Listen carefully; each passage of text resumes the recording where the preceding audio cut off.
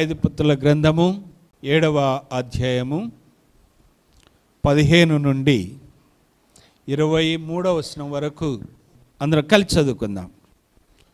15వ వచనం నుండి.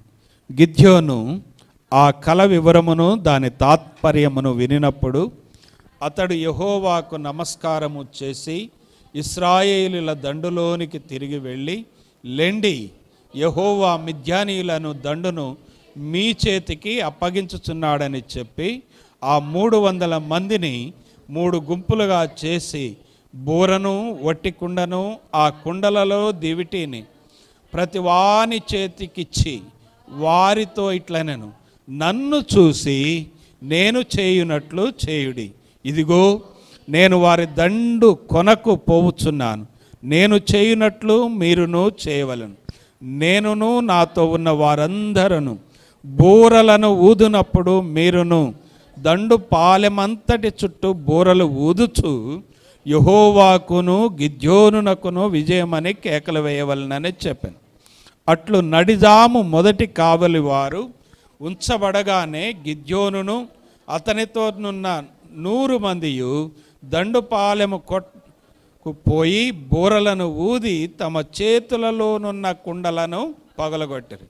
అట్లు ఆ 3 గుంపుల వారు ఆ బూరలను ఊదుచు కుండలను పగలగొట్టుచు ఎడమ చేతులలో దివిటీలను కుడి చేతులలో ఊదుటకు బూరలను పట్టుకొని యెహోవా ఖడ్గము గిద్యోను ఖడ్గము అని కేకలు వేసిరి. వారిలో ప్రతి వాడును తన చోటున దండు చుట్టూ నిలిచి ఉండగా ఆ దండు వారందరూ పరుగెత్తి కేకలు వేయచ్చు పారిపోయి ఆ 300 మంది బూరలను ఊదినప్పుడు యెహోవా దండంతటిలోనూ ప్రతి వాని ఖడ్గమును వాని పొరుగు వాని మీదికి త్రిప్పెను. దండు ససేరాతు వైపున నున్న బెత్తెసిత్తా వరకు తబ్బాతునొద్దనున్న అల్బేమా హోలా తీరము వరకు పారిపోగా నప్తాలి గోత్రములో నుండి ఆషేరు గోత్రములో నుండి మనషే గోత్రములో నుండి పిలిపింపబడిన ఇశ్రాయేలీలు కూడుకొని మిద్యానీయులను తరిమిరి. ప్రార్థన చేసుకుందాం. అందరూ కూడా తలలు వంచండి. పరిశుద్ధాత్మదేవుడు మనతో మాట్లాడాలని ప్రతి ఒక్కరు కూడా ప్రార్థనలో ఉండండి. అందరూ కూడా ప్రార్థన చేయండి. దేవుడు తన దాసుని తన సిలువలో మరుగు చేసి మనమందరము ఆశీర్వదించబడులాగున దేవునికి మహిమ కలుగునట్లు మనమందరము కూడా యోగ్యముగా బలలో పాలు పొందులాగున ప్రార్థన చేసుకుందాం. మా ప్రేమ కలిగిన పరలోకపు తండ్రి, మీ ఘనమైన పరిశుద్ధమైన పాదాల వందనాలు స్తోత్రాలు చెల్లిస్తున్నాం నాయన. మమ్మలను ప్రేమించి మీరు మాకు అనుగ్రహించిన నేటి ప్రభు దినమును బట్టి స్తుతిస్తూ ఉన్నాం. ఇంతవరకు నీ వాక్యమును బట్టి మమ్మలను మేము పరీక్షించుకున్నటకును ఆరాధించుటకును మీ కృపనిచ్చారు. మీకు వందనాలు. ఈ సమయంలో ప్రభువా మరలా మేము మీ బల యుద్ధకు రాగలుగుటానికి యోగ్యముగా పాలు పొందటానికి మీ యొక్క ఆత్మ సహాయాన్ని కోరుతూ ఉన్నాం. నిలబడి ఉన్న మీ దాసుడు మీ ఆత్మ చేత మీ దాసుని నింపండి. సంఘము కొరకు మీ యొక్క మహిమ కొరకు వాడుకొనండి. నాలో ఉన్న ప్రతి బలహీనతను క్షమించండి. మీ ఆత్మ కార్యమును జరిగించండి. మేమెవరము కూడా నాయన మీ సన్నిధి నుంచి ఖాళీగా వెళ్ళకుండా వాక్యము చేత నింపబడాలి, వాక్యము చేత బలపరచబడాలి, మీ చేత ఆశీర్వదించబడాలి. ఆ రీతిగా నాయన మమ్మలందరినీ ఒక్కసారి కనికరించి కృప చూపి మీ ఆత్మతో నడిపించి మీరు మహిమ పొందమని యేసయ్య శక్తి కలిగిన నామములో స్తుతించి ఘనపరచి ప్రార్థన చేస్తున్నాము తండ్రి. ఆమేన్. ప్రభునందు ప్రియమైనటువంటి దేవుని బిడ్డలారా, మనము గడిచిన 2 వారాలు ఈ న్యాయాధిపతుల గ్రంథములోని 5వ న్యాయాధిపతి అయినటువంటి గిద్యోను గురించి కొన్ని విషయాలు ప్రభు కృపను బట్టి ప్రభు మనకిచ్చిన సమయములో మనము గిద్యోను యొక్క జీవితంలో ప్రభువు చేసిన అద్భుతమైన కార్యాలు ధ్యానము చేయటానికి ప్రభు కృపనిచ్చారు. హల్లెలూయా చెప్పండి. ఆశీర్వదించబడిన వాళ్ళందరూ హల్లెలూయా. ఈరోజు మరికొంత చివరి భాగముగా లేకుంటే 3వ వారముగా ఈ గిద్యోనును గురించినటువంటి వ్రాయబడిన మనకు ఆశీర్వాదకరమైనటువంటి వాక్యాన్ని మనం ముగించుకుంటాం. మిగిలిన 2 వారాలు లేకుంటే గడిచిన 2 వారాలు మీ అందరికీ యూట్యూబ్లో ఉన్నాయి. మీరు వాటిని మరలా విని ఆశీర్వదించబడవచ్చు. ఇక్కడ ఒకవేళ మరి వినినప్పుడు అర్థం కాకపోతే మరలా ప్రార్థనా పూర్వకంగా మీరు వినండి. పరిశుద్ధాత్మ దేవుడు మిమ్మల్ని ఆశీర్వదిస్తాడు. విన్నాము కదా, ఎప్పుడు వాక్యమే అనుకోమాకండి. ఏ టైంలో ఏ మాట ద్వారా దేవాది దేవుడు మిమ్మల్ని బలపరుస్తాడో దాని కొరకు వేసి ఉండి ప్రార్థన పూర్వకంగా వినండి, మీరు దీవించబడతారు. ఇప్పుడు మనం చదువుకున్నటువంటి ఈ వాక్య భాగము 7వ అధ్యాయములో మరి మనము కొన్ని వచనాలు మనం చదువుకున్నాం. ఈ వచనాలు చదువుకొనక ముందు మనము గిద్యోను జీవితంలో కొన్ని విషయాలు మనము అంచెలంచెలుగా ధ్యానం చేయటానికి ఇచ్చినటువంటిది. గిద్యోనును దేవుడు పిలుచుకున్నాడు. రెండవది, గిద్యోనుకు దేవుడు తోడై ఉంటానని చెప్పాడు. మూడవదిగా గిద్యోనికి దేవుడు ఏం చెప్పాడంటే, ఆయన తన భయము నుంచి దేవుని సన్నిధిలో దేవుని దూతను చూసినప్పుడు భయపడినప్పుడు అప్పుడు ఆ భయము పోవటానికి దేవుడు నన్ను బ్రతికించాడు అని సమాధాన బలిని అర్పించాడు. అది మొదటిసారి మనం ధ్యానం చేశాం.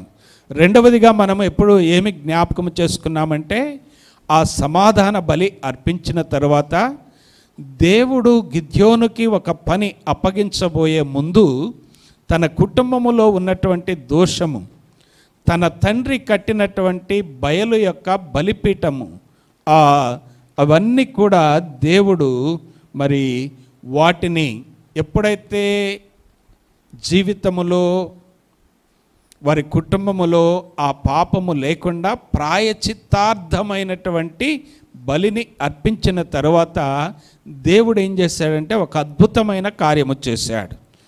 నీవు ఒక బూరను ఊదమన్నాడు. అది దేవుని బూర. ఆ బూర ఊదినప్పుడు తన వారందరూ కూడా ఏం చేశారో తెలుసండి, ఆయన దగ్గరికి వచ్చారు. దానికంటే ముందు దేవుని యొక్క ఆత్మ గిద్యోనుని ఏమేం చేసింది, నింపైంది, ఆవేశించింది. మూడవదిగా గిద్యోను ఏం చేశాడంటే, దేవుని సన్నిధిలో ఒక అద్భుతమైన కార్యము చూడాలి, ఇంకా బలపడాలి, ఇంకా నిర్ధారణకు రావాలి, ఇంకా డౌట్ క్లియర్ చేసుకోవాలని దేవుని దగ్గర కొన్ని మరి విషయాలు అడిగినప్పుడు దేవుడు తప్పకుండా జాలి కలిగిన దేవుడు, కృప కలిగిన దేవుడు, ప్రేమ కలిగిన దేవుడు, ఏమాత్రము కోపించుకోకుండా చెప్పు గిద్యోను అంటే, గిద్యోను ఏం చేశాడు, అయ్యా మీరు నన్ను ఈ యొక్క మరి శత్రువులను జయించటానికి మీ శక్తిని నాకు ఇస్తారనే రుజువు నాకు కావాలి గనుక ఈ రాత్రి నా గొర్రెల యొక్క బొచ్చు కత్తిరించినటువంటి కళ్ళం మీద మాత్రమే వర్షం పడాలి, ఎక్కడా పడొద్దంటే సరేనని దేవుడు ఏం చేశాడు, ఆ కళ్ళములో ఉన్న గొర్రె బొచ్చు మీద మాత్రమే వర్షం పడేటట్టు చేశాడు. మరలా ఏమన్నాడంటే, ఇట్లా కాదులే కానీ ఇంకొక మాట అడుగుతాను అన్నాడు. చెప్పు గిద్యోను అన్నాడు దేవుడు సరే అన్న తర్వాత గిద్యోను అన్నాడు, ఈసారి నా కళ్ళములో ఉన్న బొచ్చంతా కూడా ఎలా ఉండాలి, ఎండిపోయి ఉండాలి, బయటంతా ఏముండాలి, వర్షం ఉండాలి. ఆ రీతిగా గిద్యోను కోరుకుంటే దేవుడు ఏమాత్రము కూడా కోపించకుండా ఒక సామాన్యమైనటువంటి మనుషుని మరి దేవుడితో మాట్లాడినప్పుడు దేవుడు ప్రేమ మాత్రమే చూపెట్టాడు కానీ కోపం మాత్రం చూపెట్టలేదు. సరే, ఆ రీతిగా దేవుడు జరిగించాడు. కళ్ళములో ఉన్న బొచ్చు మీద ఏం పడలేదు, ఒక్క సినుకు పడలేదు, మంచు. తర్వాత బయట ఉన్నటువంటి నేలంతా ఏమైపోయింది, వర్షం చేత మంచు చేత, లేక మన భాషలో ఇప్పుడు వర్షము చేత ఏమైపోయిందంట, అంతా కూడా తడిచిపోయింది. ఇవన్నీ జరిగాయి సార్. ఇప్పుడు 3వ వారములో ఈ వారం మనము ధ్యానము చేయబోయేటువంటి అంశంలోనికి వస్తే, ఇప్పుడు నేను మిమ్ములను యుద్ధానికి రెడీ చేస్తాను అని దేవుడు వారిని రెడీ చేశాడు. వారిని రెడీ చేసినప్పుడు మీరందరూ కూడా మిద్యానీయుల మీదకి యుద్ధానికి వెళ్ళాలంటే మీరు రండి అన్నాడు.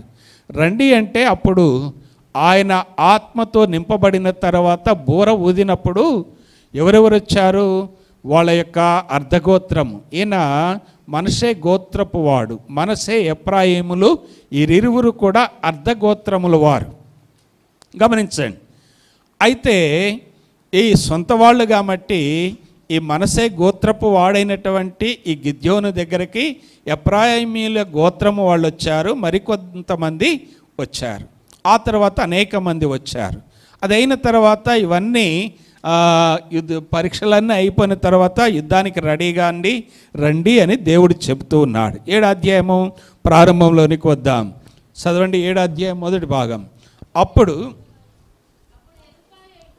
అప్పుడు యెరుబ్బయలు అనగా గిద్యోను అతనితోనున్న జనులందరూ వేకువనే లేచి హారోదు బావి యొద్ద దిగగా లోయలోని మోరే కొండకు ఉత్తరముగా మిద్యానీయుల దండుపాళ్యము వారికి కనబడెను.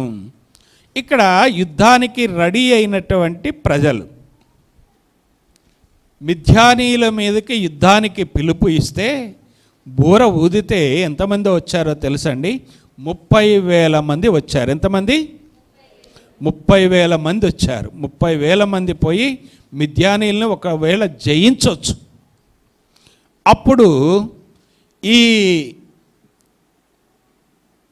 గిద్యోను తరపునున్నటువంటి గిద్యోను దగ్గరకు వచ్చినటువంటి ప్రజలందరిలోనే ఏమొస్తుందంటే, మా స్వశక్తితో, మా సొంత బలముతో, మా ఖర్చులతో మేము ఏం చేశాము?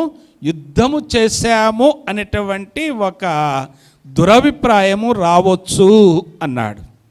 ఎంతమంది వచ్చారు? 8,000 మంది వచ్చారు. జాగ్రత్తగా నాకు ఆన్సర్ ఇస్తేనే నేను వాక్యం చెబుతా. ఎక్కువ నేను అందరిలాగా చెప్పి పోతా ఉండేవాడిని కాదు. అర్థమవుతుందండి? మధ్య మధ్యలో మిమ్మల్ని కదిలించుకుంటూ పోయే మనిషిని నేను. ఎప్పుడు కూడా మిమ్మల్ని ఏమడగకుండా వాక్యం చెప్పాను. మీరు వింటున్నారని, మీరు స్పందిస్తున్నారని, మీరు ఇక్కడే ఉన్నారని గుర్తేందంటే, నేను అడిగిన దానికి మీరు జవాబు చెప్పినప్పుడు ఇక్కడ ఉన్నట్టు, జవాబు చెప్పలేకపోతే బయటికి పోయినట్టు. అంటే మనుషులు ఇక్కడే ఉన్నారు, మనసు అడిగిపోతుంది, బయటికి పోయి. అందుకని నేను అడుగుతూ ఉంటాను. నాకున్న పెద్ద జబ్బు ఇది. ఈ జబ్బు పోగొట్టుకోవడానికి ట్రై చేస్తున్నా కానీ కంటిన్యూగా పోదామంటే నేను పోలేకపోతాను. ఈ జబ్బు మానదు, ఇంకెక్కువ అవుతుంది రాను వయసును బట్టి. మరలా మిమ్మల్ని అడుగుతాను, మీరు నాకు సమాధానం చెప్పాలి. ఎంతమంది? 8,000 మంది వచ్చారు గిద్యోను పిలిచినప్పుడు? 30,000 మంది వచ్చారు. ఈ 30,000 మంది వచ్చినప్పుడు ఏం జరుగుద్దట? దేవుడే చెబుతున్నాడు 2వ వచనంలోని, యెహోవా నీతోనున్న జనులు ఎంతమంది అట? ఎక్కువ మంది ఉన్నారు. వారి చేతికి మిద్యానీయులను అట్లా నేను వారిని అప్పగించను అని దేవుడు మాట్లాడుతున్నాడు. ఎట్లట? చదవండి. ఇశ్రాయేలీలు నా బాహుబలము, నా రక్షణ కలుగజేసననుకొని నా మీద ఏం చేస్తారు? వాళ్ళు అతిశయిస్తారట, విర్రవీగుతారట, కాలరెగరేస్తారట. నా వల్లనే మిద్యానీయులను మేమే గెలిచొచ్చాం. దేవుడు కాదు యుద్ధం చేసేది. వాళ్ళకి ఏమొస్తుంది అంటే చెప్పండి? అతిశయం వస్తుందట. ఎందుకంటే మానవ స్వభావం ఏంటంటే, ఒక పని చేయంగలోనే ఏమొస్తుందో తెలుసండి? అతిశయం వస్తుంది. ఇది సాతాను పడిపోవటానికి మానవులను వాడుకునేటువంటి ఒక ఆయుధంగా ఉంటుంది అతిశయించటం. అతిశయించువాడు దేనిని బట్టి అతిశయించాలంటే దేవునిని బట్టి మాత్రమే అతిశయించాలి. అందుకనే ఇర్మియా గ్రంథంలోని 9వ అధ్యాయం 23వ వచనంలో ఒక అద్భుతమైనటువంటి వాక్య బాగుంటుంది. త్వరగా తీర్చి చదవండి. ఇర్మియా గ్రంథము 9వ అధ్యాయము 23వ వచనం. యెహోవా ఇలాగు సెలవిచ్చుతున్నాడు, జ్ఞాని తన జ్ఞానమును బట్టి, అనగా బలాఢ్యుడు తన బలమును బట్టి అతిశయింపకూడదు. ఐశ్వర్యవంతుడు, ధనమున్నవాడు, బంగారం ఉన్నవాడు, బ్యాలెన్స్ ఉన్నవాడు, ఇళ్ళున్నవాడు అతిశయించకూడదు. ఐశ్వర్యవంతుడు అతిశయించువాడు, గర్వపడేవాడు దేనిని బట్టి అతిశయించవలననగా, భూమి మీద కేవలము ఆయన ఉచితమైన కృప చూపుచు నీతి న్యాయములు జరిగించుచున్న యెహోవాను బట్టే ఏం చేయాలట? అతిశయించాలి. హల్లెలూయా. నేను మంచిగా టయానికి తిని ఆరోగ్యంగా ఉన్నాను అనుకోమాకండి. మంచిగా 8 గంటలు నిద్రపోయి హాయిగా ఉన్నాను అనుకోమాకు. నేను మంచిగా పనిచేసి నా కష్టం నేను తిని బాగా బతికానని అతిశయించమాకు. నీవు అతిశయించడానికి ఏమీ వీల్లేదు, నేను అతిశయించడానికి ఏమీ వీల్లేదు. ఎందుకంటే దేవుని కృప లేకపోతే పండుకున్నోళ్ళు మరలా లేవకుండా రోజుకి కొన్ని వేల మంది ప్రపంచంలో చనిపోతూ ఉన్నారు. మంచిగా పనిచేస్తున్నారు, మంచిగా తింటున్నారు, మంచిగా ఏసీ వేసుకుంటున్నారు, మంచిగా ఫ్యాన్ వేసుకుంటున్నారు, మంచిగా పరుపు మీద పడుతున్నారు, లేపితే లేవని వాళ్ళు లోకంలో ఎంతోమంది ఉన్నారు. అయితే మనము దేనిని బట్టి ఈరోజు సజీవంగా ఉన్నాం చెప్పండి? దేవుని యొక్క కృపను బట్టే. హల్లెలూయా. కేవలము నీ శక్తి కాదు, నా శక్తి కాదు, నీ బలము కాదు, నా బలము కాదు, నీ డబ్బు కాదు, నా డబ్బు కాదు, నీ కష్టం కాదు, నా కష్టం కాదు, కేవలము ఉచితమైన ఆయన కృప ద్వారానే మనం అతిశయించాలి.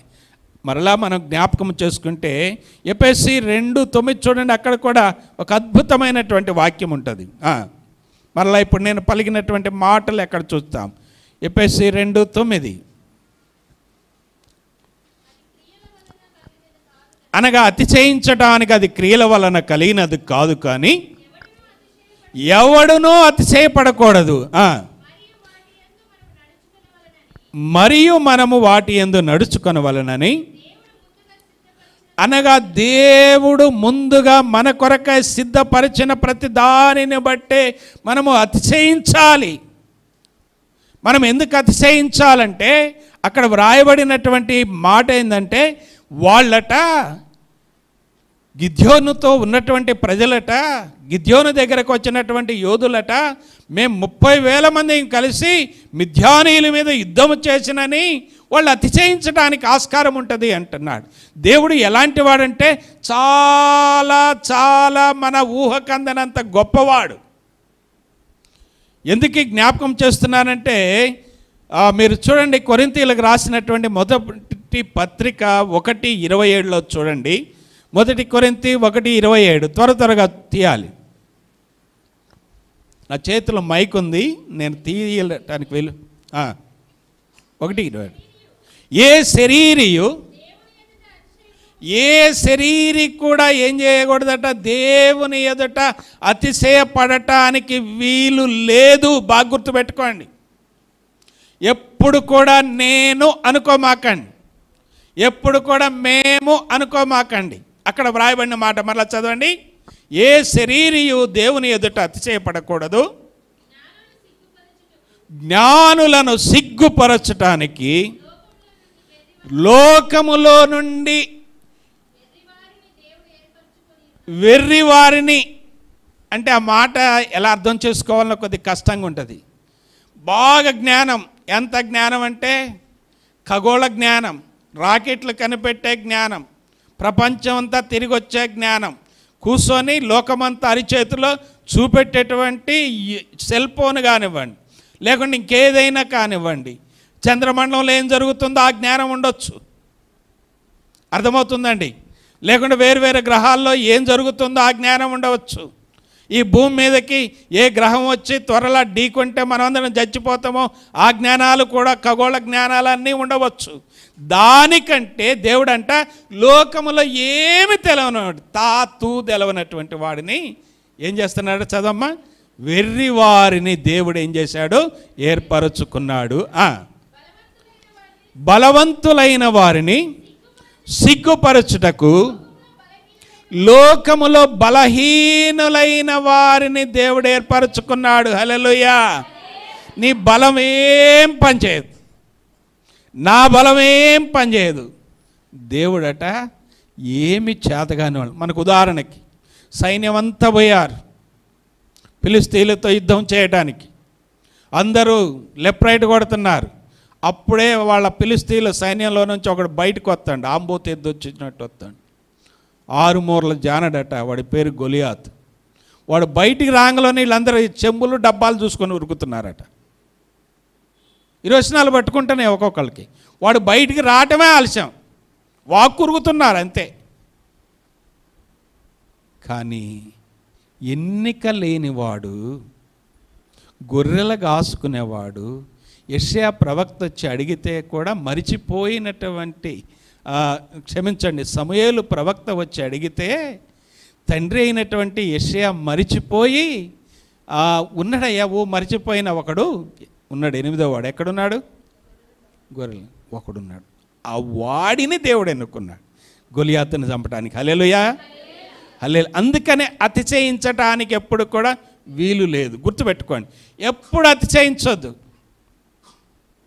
యవనస్తులకు కొంతమందికి ఉంటుంది, నేను లేకపోతే కాంగు కొట్టోడే లేడనుకుంటా, నేను లేకపోతే ప్యాడ్స్ వాయించే వాళ్ళే లేరనుకుంటారు, నేను లేకపోతే మైకులు పెట్టేవాళ్ళే లేరనుకుంటా, మేము లేకపోతే అసలు ఆ సంఘమే ఉండదు అనుకుంటా. దేవుడు ఏదైనా చేయగలడు, ఆయనకు అసాధ్యమైంది ఏది లేదు. గుర్తుపెట్టుకోవాలి. దేవుని బిడ్డలమైన మనము, దేవుడు అంటున్నాడు, ఓ గిద్యోను 30,000 మంది మందొచ్చినట్టు వచ్చారు కానీ వద్దు వద్దు కొద్దిగా ఆగు. ఏం చేయాలట? తర్వాత చదవండి ఇప్పుడు 3వ వచనం. కాబట్టి నీవుడు ఎవడు భయపడి వణుకుచున్నాడో వాడు త్వరపడి గిలాదు కొండ విడిచి తిరిగి వెళ్ళవలెను. జనులు వినున్నట్లుగా ప్రకటించుమని గిద్యోనుతో చెప్పాను. అప్పుడు జనులలో నుండి 22,000 మంది ఆ గిలాదు పర్వతం వదిలిపెట్టి వెనకకు వెళ్ళారు. వాళ్ళని ఎక్కడికి తీసుకొని వచ్చాడు గిద్యోను? ఆ 30,000 మంది సైన్యాన్ని ఆ మొదటి వచనంలో వేకువనే లేసి, ఏ బావట? హరోదు బావి. హరోదు బావి అంటే అర్థం ఏంటంటే, గుర్తుపెట్టుకోండి, వణుకే బావి, భయపడి వణుకేటువంటి బావి అట అర్థం. దాని అర్థం హరోదు బావి అంటే ఏ బావి? భయపడి గజగజ గజగజ వణికే బావి. ఓ దేవుడు చూశాడు, వీళ్ళు రావడానికైతే 30,000 మంది వచ్చారు కానీ కుదరదు. ఎవరైతే వణుకుతున్నారో వాళ్ళందరినీ ఏం చేశారు? ఎక్కడ పంపిమ్మన్నాడు? ఇళ్ళకు పంపిమ్మన్నారు. వాళ్ళు పోయారు. పోయిన తర్వాత ఆ తర్వాత ముందు భాగంలోనికి వద్దాం, చూడండి 4వ వచనం.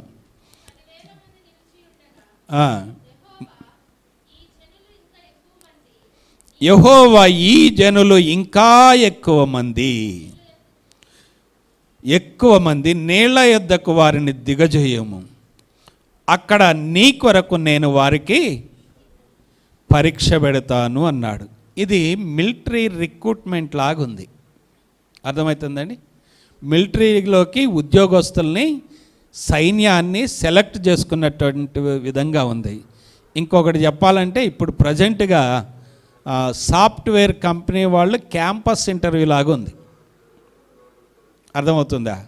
సాఫ్ట్వేర్ కంపెనీ వాళ్ళు ఇంజనీరింగ్ కాలేజీలకు వచ్చి క్వాలిఫైడ్ ఎవరుంటారో ఏం చేసుకుంటారో తెలుసండి, సెలెక్ట్ చేసుకోవడానికి ఇంటర్వ్యూ పెడతారు. దేవుడు కూడా అదే రీతిగా సెలెక్ట్ చేసుకుంటున్నాడు. మొత్తం ఎన్ని వేల మంది వచ్చారు? 30,000 మంది. ఎంతమంది వెనక్కి తిరిగిపోయారు? 3వ వచనం చివరిలోని 22,000 మంది. మిగిలింది ఎంతమంది మిగిలారట? 10,000 మంది మిగిలారు. ఈ 10,000 మందితో దేవుడు అంటున్నాడు, వీళ్ళు కూడా ఎక్కువ ఉన్నారు అబ్బాయి, మా కంపెనీలో మా దగ్గర అన్ని జాబులు లేవు అంటున్నాడు దేవుడు. నా దగ్గర జాబుకు రావాలంటే ఇంకా క్వాలిఫైడ్ కావాలి. వాళ్ళు ఎలాంటి వాళ్ళు అంటే చాలా చురుకైన వాళ్ళు కాదు. వాళ్ళు ఎలాంటి వాళ్ళు అంటే ఒడిచాలు రాయేస్తే తలలోని ఒక వెంట్రుక నిలబడితే ఆ వెంట్రుకే తగిలే వాళ్ళు కావాలన్నట్టుగా ఉంది. వాళ్ళు ఎలాంటి వాళ్ళు అంటే, ఈ మధ్య కొత్త ఆయుధాలు వచ్చినాయి, తుపాకులు. ఈ టెక్నాలజీ ఎంత డెవలప్ అయిందంటే, ఒక తుపాకీతో కాలిస్తే దరిదాపుకి ఇక్కడ నుంచి ఆ మెయిన్ రోడ్డు వరకు మాత్రమే గురి చూచి కాలవగలరు. ఈ కొత్త టెక్నాలజీ తుపాకీ ఏందో తెలుసండి, ఇక్కడ గురి చూసి కాలిస్తేనట ముస్తాఫానగర్ మసీద్ కాడు ఉన్నోడికి తగులుద్దట.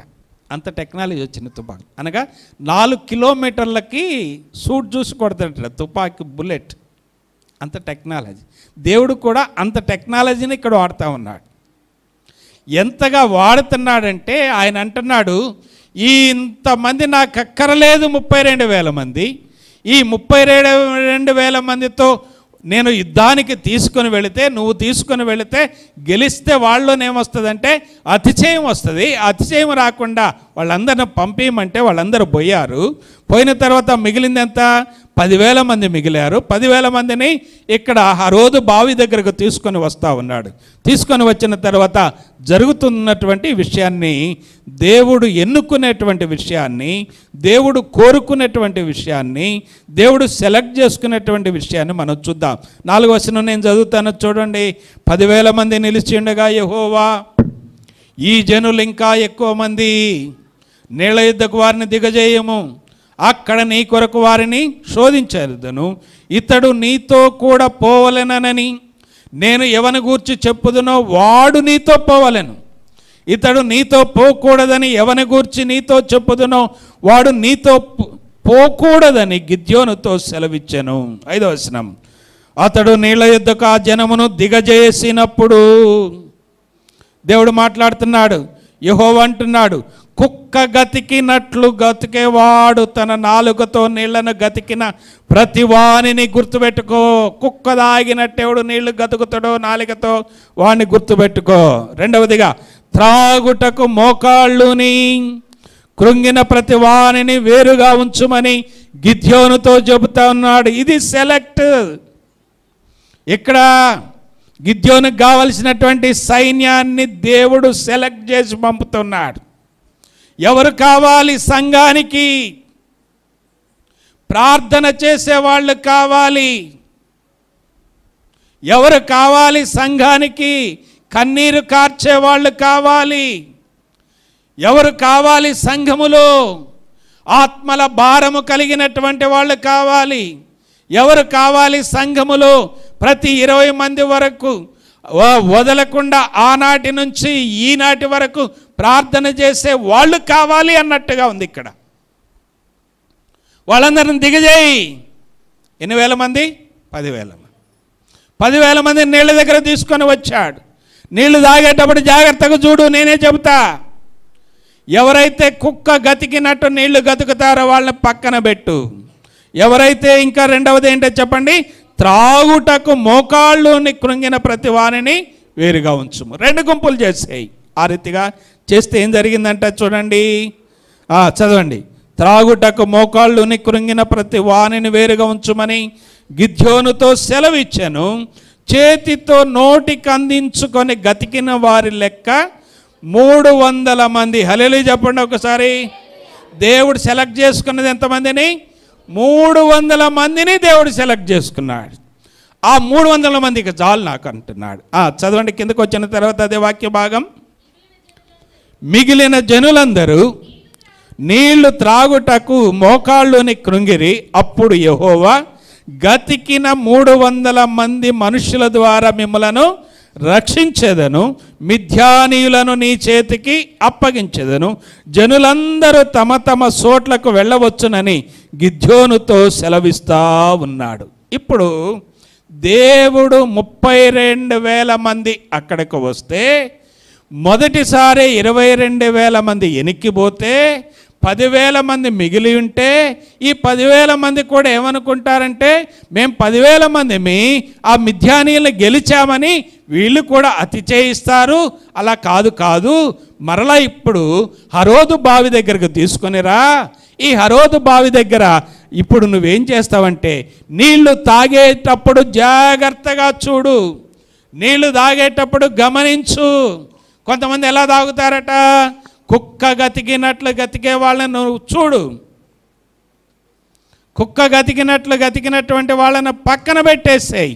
అయితే ఏం చేయాలంటే చెప్పండి, మిగిలిన వాళ్ళు ఎలా తాగారట? దోసిడితో తన నీళ్లను తీసుకొని తాగారు. ఇక్కడ దేవుడు ఎలా సెలెక్ట్ చేసుకున్నాడు? నా వైపు చూడాలి. మీకేమర్థమైందో? ఇది అర్థం కావడానికి చాలా కష్టం. ఎంత కష్టం అంటే చాలా చెప్పడం కూడా కష్టం. కుక్క గతికినటువంటి గతికే వాళ్ళు. మనోళ్ళు అంటారు కదా, ఏమంటారు తెలుసా మీకు ఒక సామెత? పాలు తాగేది ఏంటది దొంగతనంగా? పిల్లి ఎలా పాలు తాగుద్దట చెప్పండి, మీకు తెలిసిందే. ఇళ్ళల్లా పిల్లి పాలు తాగేటప్పుడు కళ్ళు మూసుకొని తాగుద్దట. నన్ను ఎవరు చూడటం లేదు. వీళ్ళు కూడా ఏం చేశారు, తలకాయ కిందికొంచి కుక్క గతికినట్టు గత గత గత గతుకుతున్నారు.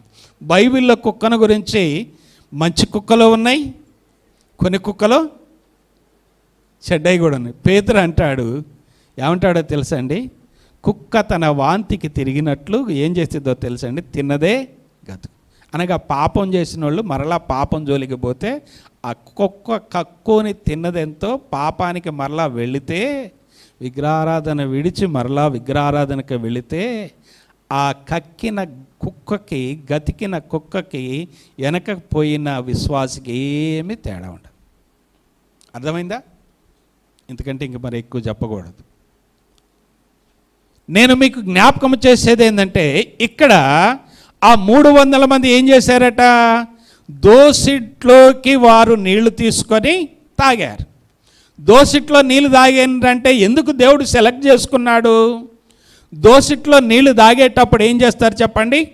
తలకాయ కిందికి పెట్టి గతికితే ఎటూ చూడరు. అర్థమవుతుందండి? దోసిట్లో నీళ్లు తాగేవాడు ఏం చేస్తాడు? అటు ఇటు చుట్టూ శత్రువుని పారజూస్తాడు కదా.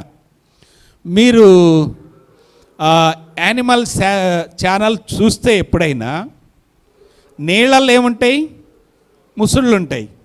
అది వచ్చేది కూడా చూడకుండా కొన్ని అమాయకంగా దొరికినాయి కదా అని ఒకటే పిలుస్తూ ఉంటే ఇక మళ్ళీ దొరకని ఈ లోపల ఉన్న ముసలు వచ్చి పట్టి ఆ పైన కాసుకొని ఉన్నటువంటి ఆ క్రూర జంతువులు అయ్యే వచ్చి వాటిని తినేది. కానీ ఎలా చూడాలి? నీళ్లు తాగేటప్పుడు పార చూడాలి. చుట్టూ పార చూస్తే ఏమవుతుందంటే శత్రువుని గమనించటానికి, శత్రువు ఎవరో తెలుసుకోవటానికి, శత్రువు ఎంత ప్రమాదకరమైన వాడో గమనించటానికి ఆస్కారం ఉంటుంది. అందుకని దేవుడు ఎలా ఎన్నుకున్నాడు చెప్పండి? దోసిట్లో నీళ్లు తీసుకొని ఆ నీళ్లు గతికిన వారిని మాత్రమే ఆయన సెలెక్ట్ చేసుకున్నాడు. అయితే అక్కడ నుంచి మనం ముందుకు వెళదాం. చూడండి, ముందుకు పోదాం. చూడండి, ఇదంతా 300 మందిని దేవుడు ఎన్నిక చేసుకున్నాడు. 7వ వచనంలోనికి వద్దాం. అప్పుడు యెహోవా గతికిన 300 మనుషుల ద్వారా నేను మిమ్మును రక్షించెదను, మిద్యానీయులను నీ చేతికి అప్పగించెదను, వారందరూ తమ చోట్లకు వెళ్ళవచ్చునని గిద్యోనుతో సెలవిచ్చెను. 8వ వచనం. ప్రజల ఆహారమును బూరలను పట్టుకొనగా అతడు ప్రజలందరినీ తమ గుడారములకు వెళ్ళనంపెను గాని 300 మందిని నిలుపుకొని మిద్యానీయుల దండు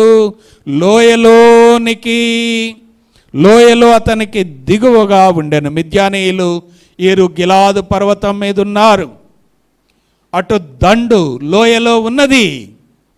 వాళ్ళ మీద యుద్ధానికి పోవాలి. వాళ్ళందరినీ అక్కడ సిద్ధము చేస్తూ ఉన్నాడు. చివరిగా అసలే డౌట్లు ఎక్కువ ఉన్నాయి కదా గిద్యోనికి. దేవుని దూత వచ్చి కళ్ళం కాడ మాట్లాడినప్పుడు నీవు దేవుని దూతవో కాదో నేను నమ్మాలంటే నేను నీకు కొన్ని భక్ష్యాలు లేక వధించినటువంటి మాంసం తీసుకొని వస్తా, నువ్వు ఇది భుజించమంటాడు. అక్కడ ఇది అయిపోయింది. రెండవదిగా మరలా ఆయన అనేకమైనటువంటి సూచక్రియలు కళ్ళం కాడ చూసాం, గొర్రెబొచ్చు కళ్ళం కాడ చూసాం, ధాన్యం కళ్ళం కాడ చూసాం, ఇక్కడ చూసాం. మరలా నీకు డౌట్లు ఎక్కువ గిద్యోను, నువ్వు తొందరగా నమ్మవు. నువ్వు ఎలాంటి వాడు అంటే మరలా ఏదో కావాలనుకుంటావు. నీలో సంపూర్ణంగా కార్యం జరగాలి. నీలో సంపూర్ణమైన కార్యం జరగాలంటే నువ్వు జాగ్రత్తగా ఇను గిద్యోన్. చివరిగా ఫైనల్గా చెబుతున్నాను, నీవు ఈ రాత్రి యుద్ధానికి వెళ్ళటానికి ముందుగా నువ్వేం చేయాలో తెలుసా? నీ శత్రువులైనటువంటి మిద్యానీయుల దగ్గరికి వెళ్ళాలి.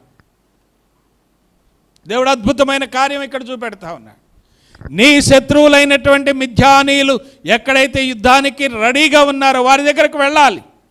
ఎలా వెళ్ళాలి అంటే నువ్వు వెళ్ళు, ఒక్కడు వెళ్ళగలిగితే, నీకు చేతనైతే వెళ్ళు. వెళ్ళటానికి నువ్వు అసలే కొన్నిసార్లు డౌట్ వస్తుంది, దేవుడు నిజంగా నాలో కార్యం చేస్తుండా లేదని మనకి గిద్యోనికి ఏం తేడా లేదు. గిద్యోను మనలాంటి మనిషే, కానీ గొప్ప మనిషి, చాలా గొప్ప మనిషి, అద్భుతాలు జరిగించినటువంటి మనిషి, దేవుడు ఎన్నుకొనబడిన మనిషి, దేవుడు బలపరచబడిన మనిషి, దేవుడు వాడుకున్నటువంటి మనిషి. 40 సంవత్సరాలు వారందరికీ సమాధానంగా ఉండటానికి మంచి గొప్ప వ్యక్తిగా, న్యాయాధిపతిగా దేవుడు ఎన్నుకున్నాడు. అయినా కూడా దేవుడు ఎక్కడైనా నీలో ఒక డౌట్ వస్తుందేమోనని నా ఎమ్మటరా అన్నాడు. ఎక్కడి? మిద్యానీయుల దగ్గరికి నువ్వు వెళ్ళు, నేను చెప్పేది విను. వింటున్నారు అందరూ? వినేవాళ్ళు హల్లెలూయా చెప్పండి. నేను చెప్పేది విను. గిద్యోనుతో దేవుడు మాట్లాడతాను. ఈ రాత్రి నువ్వు మిద్యానీయుల దండు దగ్గరకు వెళ్ళు. నేను మర్చిపోయినా, నీకు డౌట్ ఎక్కువ కదా, నువ్వు అక్కడో పోకపోతే ఏం చేయాలట? 9వ వచనం. ఆ రాత్రి యెహోవా అతనితో ఇట్లనెను, నీవు లేచి దండు మీదికి పొమ్ము, నీ చేతికి దానిని అప్పగించేదను. దేవుడు చెప్పి మరలా కూడా గిద్యోను మనసును ఎరిగి, మన మనసులు కూడా ఆయనకు బాగా తెలుసు. పొమ్మంటే పోం, ఇంకొకటి ఎవరైనా పంపిస్తావన్నా అంటారు మన పిల్లగాళ్ళు. కాంగోది ఏంటంటే ఇంకొకరు ఎవరైనా వస్తారా అంటారు. మందిరం క్లీన్ చేయలేరు అన్న, ఇంకో వాడికి ఫోన్ చేసినావు అంటారు. అట్టున్నది ఈ గిద్యోను వ్యవహారం కూడా. ఒక్కడు చేయొచ్చు, 1 గంట 2 గంటలు చేస్తే ఎంత ఆశీర్వాదం ఉంటుందో. భవిష్యత్తు దేవుడు ఎంత గొప్ప ఉద్యోగం ఇచ్చి కొంత గొప్పగా ఆశీర్వదిస్తాడు. కానీ ఏం కావాలో మనకి? వాళ్ళు రాంది మేమే చేయాలి, వాళ్ళు లేకుండా నేనే చేయాలి అన్నట్టుగా ఉంది. గిద్యోను వెళ్ళు. మళ్ళీ దేవుడికి డౌట్ వచ్చింది, నువ్వు వెళ్ళవలే కానీ. ఇప్పుడు చదువు 10వ వచనం. పోవుటకు నీకు భయమైన ఎడల నీ పనివాడైన పూరాతో కూడా నీవు దండులోనికి దిగిపోము. ఎవరి దగ్గర కంటే ఎవరితోనే వెళ్ళాలట? ఆయన పనివాడి పేరేం పేరు? పూరా. పూరా అంటే అర్థమైందంటే ఫలభరితమైన వాడు అని అర్థం. రాసి పెట్టుకోవచ్చు గుర్తుంటే. పూర అంటే ఏంటి అర్థం చెప్పండి? ఆయన పనివాడు ఎలాంటి వాడట? ఫలభరితమైనటువంటి వాడు. ఆ పూరాతో కూడా వెళ్ళుము. వాళ్ళు వెళ్ళారు. వెళ్ళిన తర్వాత దేవుడు జరిగించే గొప్ప కార్యం, అబ్బా మన ఊహకు అందనంత కార్యాన్ని గిద్యోను ముందుకు తీసుకొని వస్తా ఉన్నాడు. ఆ మిద్యానీయులను అప్పగించటానికి, ఆ అమాలేకీయులను అప్పగించటానికి, ఆ తూర్పు నుండి వచ్చినటువంటి శత్రువులను అప్పగించటానికి, ఇదిగో నువ్వు రా నా ఎమ్మటి అన్నట్టుగా దేవుడు వాళ్ళని పంపించి, ఎవరెవరిని పంపించాడు? గిద్యోనుని. గిద్యోని పనివాడైన ఆయన పేరేం పేరు చెప్పండి? పూరాతోని పంపిస్తున్నాడు. వాళ్ళు పోయిన తర్వాత జరుగుతున్న అద్భుతమైనటువంటి ఆ దృశ్యం మనం ఒక్కసారి జాగ్రత్తగా మీ మనసులో పెట్టండి. దేవుడు మిమ్మల్ని ఆశీర్వదిస్తాడు. దేవుడు మిమ్మల్ని కూడా ఇదే రీతిగా పరీక్షల్లోనే బలపెట్టి దీవించి విజయాన్ని ఇస్తాడు. హల్లెలూయా చెప్పండి. ఎలాంటి విజయం అంటే ఇక్కడ చూడండి 11వ వచనం. వారు సైన్యంలోనికి వెళ్ళారు. సైన్యంలో ఒక 2 సైనికులు, శత్రు సైనికులు మాట్లాడుకుంటూ ఉన్నారు. వారు చెప్పుకొనుచున్న దానిని వినిన తర్వాత, నీవు ఆ దండులోనికి పోవుటకు నీ చేతులను బలపరచబడునని గిద్యోనుతో చెప్పగా, అతడును అతని పనివాడైన పూరాయును ఆ దండులోని ఉన్నటువంటి యుద్ధ సన్నద్ధులైనటువంటి వాళ్ళ దగ్గరకు పోయారు రాత్రివేళ. ఎవరెవరు పోయారు రాత్రివేళ? వెనకున్న వాళ్ళ పేర్లు చెప్పాలా. పోయినా మనం ఎవరిని గురించి ధ్యానం చేస్తున్నాం ఎన్ని రోజులు? గిద్యోను పనివాడి పేరేంటి? పూరా. వీళ్ళిద్దరు రాత్రివేళ ఎక్కడికి పోయారు? శత్రువుల దగ్గర పోయారు. శత్రువుల దగ్గర పోతే దొరికితే ఏం చేస్తారు? వాళ్ళు ముక్కలు కోస్తారు, వదిలిపెట్టరు. అయినా కూడా పొమ్మన్నది ఎవరు? అది గుర్తుపెట్టుకో. పొమ్మన్న ఆయనను బట్టి మనం పోవాలి, మన సొంతంగా కాదు. పోతే ఏం జరిగిందంట చదువుదాం. 12వ వచనం చూడండి, బైబిల్ చూడండి అందరూ. మిద్యానీయులను అమాలేకీయులను తూర్పు వారును లెక్కకు మిడతల వలె ఆ మైదానములో నిద్రపోయిండిరి, పరుండిండిరి. వారి ఒంటెలు సముద్ర తీరమందున్న ఇసుక రేణుల వలె లెక్కబెట్టడానికి లెక్కలేనంత సైన్యము. ఒంటెలు వారందరూ కూడా నిద్రపోయి ఉన్నారట. అప్పుడు కాపలా ఉండేటువంటి వాళ్ళు ఏం మాట్లాడుకుంటున్నారో ఇందాం. 13వ వచనం. గిద్యోను వచ్చినప్పుడు దేవుడు అదే సమయానికి గిద్యోనుని పూరాను అక్కడ పంపిస్తున్నాడు. గిద్యోను వినేటట్టుగా, గిద్యోనికి అర్థమయ్యేటట్టుగా, గిద్యోనికి దేవుని కార్యం తన కళ్ళెదుట చూడగలుగునట్లుగా, గిద్యోనుని బలపరచున్నట్లుగా, గిద్యోన్ని ధైర్యపరచున్నట్లుగా ఆయన చేసే ఆ అద్భుతమైనటువంటి కార్యాన్ని మీరు గమనించితే ఎంత అద్భుతంగా ఉన్నదంటే చూడండి.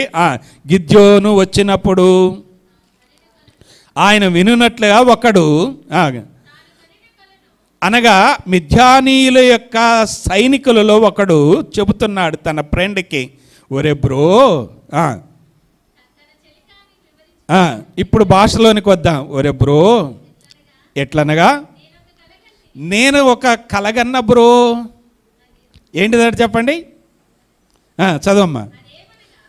అదేంటంటే బ్రో, ఎవల రొట్టె ఒకటి వచ్చి మిద్యానీయుల దండులోని దొర్లి ఒక డేరా మీద పడ్డది, గుడారం మీద పడ్డది బ్రో. దానిని పడగొట్టి దానిని తలకిందులు చేసినప్పుడు ఆ గుడారం కూడా పడిపోయింది బ్రో. భలే కల వచ్చింది ఈ రాత్రి. అరే కాపలా ఉన్నోడు ఏం చేసిండు? నిద్రపోయిండు. ఏంద్రబాయ్ ఇట్లా చేసినావంటే నాకు అలవాటు నిద్రపోవటం అంటే. ప్రార్థనకి ఎందుకు వచ్చినవరా భయ అంటే నాకు నిద్ర. ఆరాధనలు ఎందుకు నిద్ర అంటే ఇంటికాడ తిని వచ్చిన. మందిరానికి వచ్చిన వాళ్ళు జబ్బులు లేకపోతే తినకుండా వస్తే మంచిది. హల్లెలూయా చెప్పండి. నిద్ర వచ్చేవాళ్ళు అసలు తినకూడదు. బీపీ ఉన్నా షుగర్ ఉన్నా నిద్ర వచ్చేవాళ్ళు తినకూడదు. తింటే అవుతుంది. దేవుని మందిరంలో ఎలా ఉండాలంటే సురుగ్గా ఉండాలి. ఇవి ఒకటి నిద్రపోయింది వాళ్ళ సైనికులు. నిద్రపోతే కల వచ్చింది. కల ఏం కల వచ్చిందంటే, ఏం కల అంటే చూడండి, గిద్యోను కల గురించినటువంటి ఒక కల వచ్చింది. ఏంటిదట? ఒక కలగంటిని, అదేమనగా ఒక యవల రొట్టె ఒకటి మిద్యానీయుల దండులోనికి దొర్లి వచ్చి, అనగా వీళ్ళు ఏడున్నారు? గిలాదు పర్వతం మీద ఉన్నారు. ఆడ నుంచి ఒక రొట్టె డొల్లుకుంటూ వచ్చిందంట. వచ్చింది ఏంటది? రొట్టె. ఉంటే ఒక 2 కిలోలు అనుకోండి. వాళ్ళు ఏమైనా బాగా తయారు చేస్తే ఒక 4 కిలోలు 5 కిలోలు అనుకోండి. వచ్చింది రొట్టె. రొట్టె ఏమి రాయి కాదు కదా. వచ్చింది రొట్టె. కానీ జరిగింది ఏంటంటే డొల్లుకుంటూ వచ్చి ఈ యొక్క శత్రువు యొక్క సైన్యాన్ని ఏం చేసిందంట? వాళ్ళు పడుకున్నటువంటి గుడారాన్ని తగిలింది. తగిలితే గుడారం ఏమైపోయిందంట? పగిలిపోయింది, పడిపోయిందని చెప్పంగానే పక్కనోడు భలే అర్థం చెబుతున్నాడు. ఇదంతా వినేది ఎవరు? అమ్మ ఎవరు వింటున్నారు? ఈ ఫ్రెండ్స్ మాట్లాడుకుంటే ఎవరు వింటున్నారు? మిద్యానీయుల యొక్క సైనికులు మాట్లాడుకుంటుంటే గిద్యోను పూరా వింటున్నారు పక్క నుండి. ఇంటంటే జరుగుతున్నటువంటిది అంటే ఇప్పుడు చదువుదాం 14వ వచనం. అందుకు వాని చెలికాడు, ఓ అదే ఆ సంగతి. అదేందో తెలుసా? ఇశ్రాయేలీయుడైనటువంటి యోవాషు కుమారుడైనటువంటి గిద్యోను ఖడ్గం రా బాబు, అది రొట్టె కాదు. ఏంటిదట? అది గిద్యోను యొక్క ఖడ్గము. ఖడ్గమే కానీ మరేమి కాదు. దేవుడు మనందరినీ ఏం చేస్తున్నాడట? మిద్యానీయుల దండంతను గిద్యోను చేతికి అప్పగించబోతున్నాడు రా బాబు, మన పని అయిపోయింది రా అని ఈ మాటలు ఎవరిన్నారు? ఎవరిన్నది? గిద్యోను పూరా విన్నారు. అబ్బా వచ్చింది. ఎంత సత్తువ? 1000 ఏనుగుల సత్తు వచ్చింది. ఎంత గొప్ప దేవుడు అయ్యా అని అక్కడ చూద్దాం. చూడండి 15వ వచనంలోనికి వద్దాం. గిద్యోను, మనం చదువుకున్న వాక్య భాగం. గిద్యోను ఆ కల వివరమును దాని తాత్పర్యమును వినినప్పుడు అతడు ఏం చేశాడట? యెహోవాకు నమస్కారము చేశాను. ఇప్పుడు గట్టిగా హల్లెలూయా చెప్పండి. హల్లెలూయా. అబ్బా ఇక లాభం లేదు. నేను ఎంతగా బలహీనుడైనా నా దేవుడు ఎంత గొప్పోడు, ఎంత ప్రేమిస్తాడు, ఎన్నిసార్లు ప్రేమిస్తాడు, ఎన్ని రుజువులు చూపెడతాడు, ఎంతగా బలపరుస్తాడు, ఎంతగా నన్ను ప్రోత్సహిస్తాడు, ఎంతగా అబ్బబ్బబ్బబ్బా ఇంత గొప్ప దేవుడా నా దేవుడు, నా పితరుల దేవుడు, అబ్రహాము దేవుడు, ఇస్సాకు దేవుడు, యాకోబు దేవుడు, మేము నమ్మిన దేవుడు, మాకు వాగ్దానం ఇచ్చిన దేవుడు, మమ్మల్ని కాపాడే దేవుడు, ఇంత గొప్ప దేవుడా అని సాగిలపడి ఏం చేస్తున్నాడో తెలుసండి? ఆ శత్రువుల డేరాల మధ్యలోనే నమస్కారం చేస్తాడు. అనగా దేవునికి ఆరాధన చేస్తాడు. హల్లెలూయా. నువ్వు ఒక వాక్యం నిన్ను బలపరిచినప్పుడు, ఒక వాక్యం నీ హృదయాన్ని తట్టినప్పుడు నీ హృదయంలో ఏం రావాలో తెలుసండి? ఆరాధన స్వభావం రావాలి. వాక్యం మనలను ఎప్పుడైతే బలపరచుద్దో, వాక్యం మనల్ని ఎప్పుడైతే దర్శిస్తుందో, వాక్యం మన యొక్క లోపాలు చూపెట్టుద్దో, ఎమ్మటే దేవునికి కృతజ్ఞతాస్తుతులు చెల్లించటం నేర్చుకో. అది విశ్వాసుల యొక్క లక్షణం. ప్రభునందు ప్రియమైన సంగమా, పరిశుద్ధాత్మ దేవుడు నీ కొరకే గిద్యోను గురించి మాట్లాడుతున్నా. ఎన్నోసార్లు నిన్ను కూడా అదే రీతిగా బలపరిచాడు. ఎన్నోసార్లు నన్ను కూడా అదేగా ప్రోత్సాహపరిచాడు. ఎన్నోసార్లు మన యొక్క హృదయాన్ని దృఢపరుస్తూ వచ్చాడు. మన హృదయం లోక విషయంలో రాతిలాగా ఉన్నప్పుడు మన హృదయాన్ని ఏం చేశాడంటే ఒక మెత్తని మాంసపు గుండెగా, హృదయంగా దేవుడు ఇస్తా వస్తున్నాడు. ఎంత ప్రేమ కలిగినటువంటి దేవుడు. అప్పుడు మనం చదువుకున్న వాక్య భాగంలోనికి వద్దాం. ఇప్పుడు గిద్యోను మాట్లాడుతున్నాడు. వచ్చేసిండి అక్కడి నుంచి రిటర్న్ వచ్చి ఇశ్రాయేలీల దండులోనికి తిరిగి వచ్చి, అంటే వెళ్ళి అని ఉన్నది. లెండి, అరే ఇక పండుకోమాకండ్రా, వచ్చేసింది సమయం, పండుకోవద్దు, ప్రార్థన సమయం వచ్చింది, లేండి. ఎంతమంది ఉన్నారు? 300 మంది. లేండి, ఇక రెడీ, ఇక get ready. Are you ready? Yes, అందరు రెడీ, లెండి అంటున్నాడు. చదవండి అక్కడ ఏమున్నదో. లెండి, యెహోవా మిద్యానీయుల దండును మీ చేతికి అప్పగించుతున్నాడు. దేవుడు చేసే అద్భుత కార్యాన్ని చెబుతున్నాడు. యెహోవా మీ చేతికి ఏమి అప్పగిస్తున్నాడు? మిద్యానీయులను, శత్రువులను, మీ గొర్రెలను, మీ బర్రెలను, మీ ఒంటెలను, మీ పంటను నాశనం చేసిన ఆ శత్రువులను దేవుడు ఈరోజే మీకు అప్పగిస్తున్నాడు. మీ ప్రార్థనకు జవాబు వచ్చింది. ఇక లేండి, ఇంకెందుకు పండుకుంటారు? దేవుడు రక్షించాడు నిన్ను పాపములో నుంచి, నరకము నుంచి, శాపం నుంచి తప్పించాడు. ప్రార్థనకు రాకుండా ఎందుకు పండుకుంటావు? లే.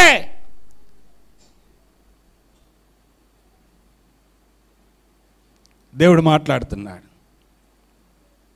అదే అక్కడ ఉన్నది. మిద్యానీయుల దగ్గర నుంచి వచ్చామంటున్నాడు. చూడండి, ఇశ్రాయేలీల దండులోనికి వెళ్ళి లెండి, యెహోవా మిద్యానీయులను మీ చేతికి అప్పగించుతున్నాడని చెప్పి ఆ 300 మందిని ఏం చేస్తున్నాడు అనగా వాళ్ళందరికీ ప్లాన్ చెబుతున్నాడు. 3 గుంపులుగా చేసి, జాగ్రత్తగా చూడండి, దేవుని యొక్క వాక్యము అద్భుతంగా ఉంటుంది. మరలా వెనక్కి వెళదాం. ఆ 300 మందిని ఏం చేశాడు? 3 గుంపులుగా చేసి బూరను గన్నివ్వట్ల, ఒడిసెలు ఇవ్వట్ల, బరిసెలు ఇవ్వట్ల, బాంబులు ఇవ్వట్ల. ఏమిత్తండి చెప్పండి? అక్కడ చూడండి, ఏమిత్తండి వాళ్ళ చేతికి? దానికి రెడీగా అండి అన్నాడు 300 మందిని. జాగ్రత్తగా ఆలోచించండి. ఆ 300 మంది చేతికి ఏమిత్తండంట? ఏమిత్తన్నాడు చెప్పండి? బోరతో ఎంతమందిని చంపుతారు చెప్పండి? ఎంతమందిని చంపుతారు మీరు? వాళ్ళు ఎంత ఉన్నారు చెప్పండి? ఇసుకైతే రాలనంతమంది జనం. మీరెంతమంది? 300 మంది పోయి ఏం చేయాలట? బోర పట్టుకోండి. వాళ్ళల్లా మన లాంటి వాళ్ళు అయితే ఈ అన్నకు అస్సలు ఇవ్వడం లేదు. మైక్ దొరికింది కదా అని పెద్దగా జించుకుంటాండి అన్నట్టుంది. ఏం చేతికిత్తండి? బోరను ఒట్టికుండంట. మళ్ళీ అందుట్లో ఏమి బాంబులు వేసి ఇస్తాడేమంటే అది లేవు, రాళ్ళు వేసి ఇస్తాడంటే అది లేదు, కారం ఉన్నదంటే అది లేదు, ఏమీ లేదు. ఒట్టికుండను, ఆ కుండలలో దివిటీలట. దివిటీలతో ఎంతమందిని కాలుతూ? దివిటీలను ప్రతి వాని చేతికిచ్చి వారితో ఇట్లనను. ఇప్పుడు ఇది చాలా ప్రాముఖ్యమైనటువంటిది. అమ్మా నా వైపు చూడండి. గిద్యోను చెబుతున్నాడు, అయ్యా అమ్మీకే చెబుతున్నాడు. గిద్యోను అంటున్నాడు, ఏమంటున్నాడు? వాళ్ళ చేతికి ఏమిచ్చిండు? బోర, ఒట్టికుండలో దివిటి, ఈ 3 ఇచ్చి దానికి రెడీగా అమ్మన్నాడు. అయితే ఏమంటున్నాడు? వాళ్ళతో ఏం చెప్తున్నాడు? అద్భుతమైన మాట, జాగ్రత్త మీరు ఆలకించండి. ఏంటిది ఆ మాట? నన్ను చూసి, జాగ్రత్తగానండి, నన్ను చూసి. పిల్లలు, అమ్మలారా, తండ్రులారా గుర్తుపెట్టుకోండి.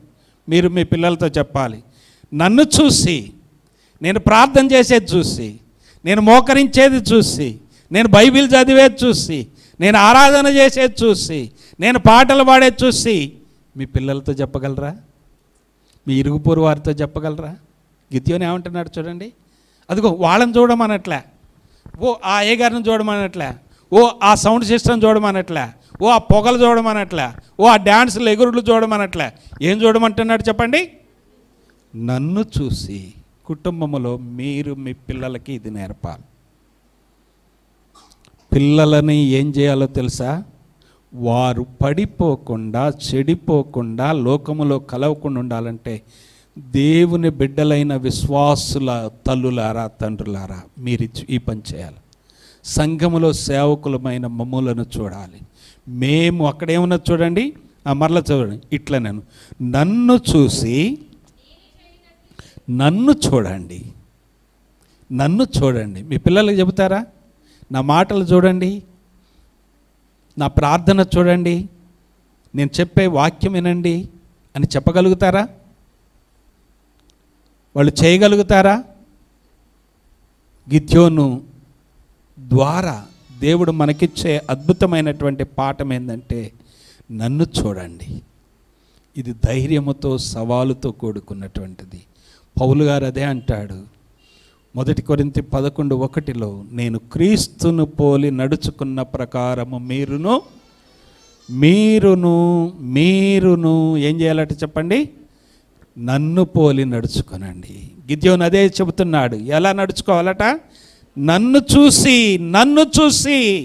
ఇది ఒక సవాల్. బలలో పాలు పొందే మనం, సంఘానికి సవాల్.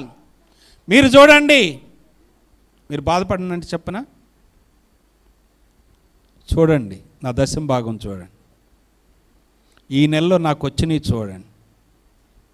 ఈ నెలలో మా కుటుంబానికి దేవుడు ఇచ్చినవి చూడండి. 20 రోజులు పనికి పోయినండి నెలలో, 27 వచ్చినాయండి, 14,000 వచ్చాయి. ఇదిగోండి దేవుని కాడ చూడండి. చెప్పగలరా?